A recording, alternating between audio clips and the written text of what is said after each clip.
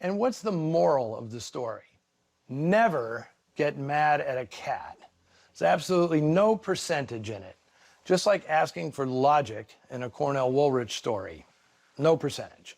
For example, how could a cop afford the spectacular apartment Judd set Anne up with? Maybe killed the people who actually live there? Look, you're better off not thinking about it. Just live with it. As I always say, when sticklers complain about the coincidences and lack of sense in Woolrich's stories, the guy wrote nightmares, and nightmares rarely make sense. There are intriguing differences between this film and the story it's based on. Most significantly, Clint Judd is not the villain in the short story. In Woolrich's original, Judd, who is smitten with Anne, saves Quinn from the death house by finding enough evidence on another suspect, Joseph Kozlov, to overturn Tom Quinn's conviction. But once Tom and Anne are reunited, she starts to suspect that her husband actually is the killer, and their marriage falls apart. A dismal and truly noir ending. Steve Fisher's reworking of I Wouldn't Be in Your Shoes borrowed heavily from his own novel, I Wake Up Screaming, made into a terrific film at 20th Century Fox in 1941.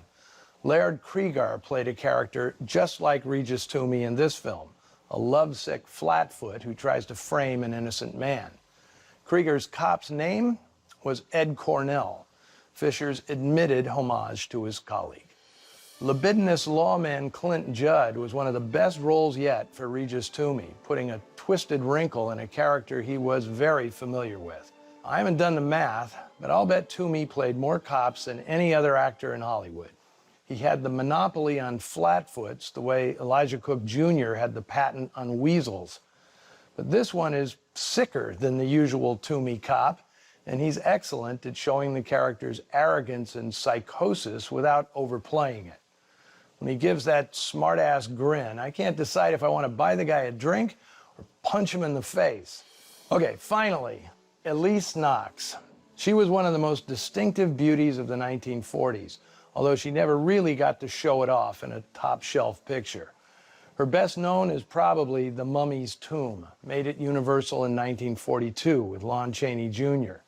She was a popular pinup for the GIs in World War II and appeared as Anne, loyal girlfriend of boxer Joe Palooka, in a series of films made by Monogram between 1945 and 49.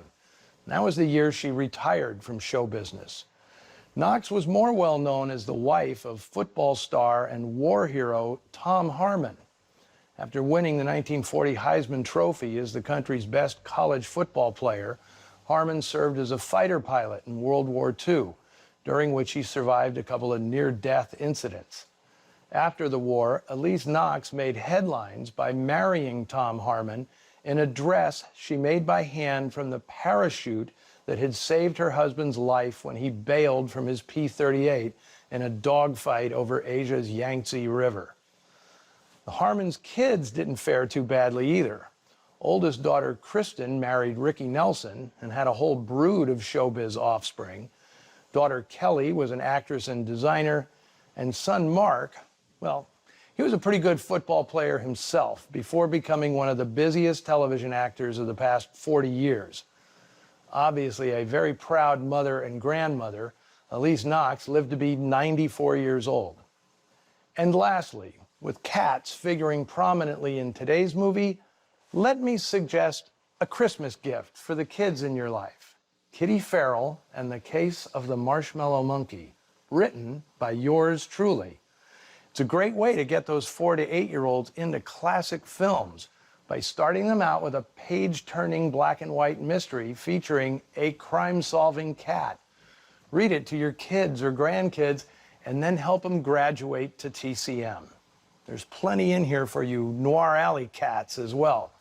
So if you're stumped on what to get the kids this holiday season, here's your answer. Maybe you can even talk them into joining me next week for another Christmas-themed thriller. Ida Lupino and Robert Ryan star in Beware My Lovely. Until then, you can find me right here, spiking the nog. Till next time, see you in the shadows.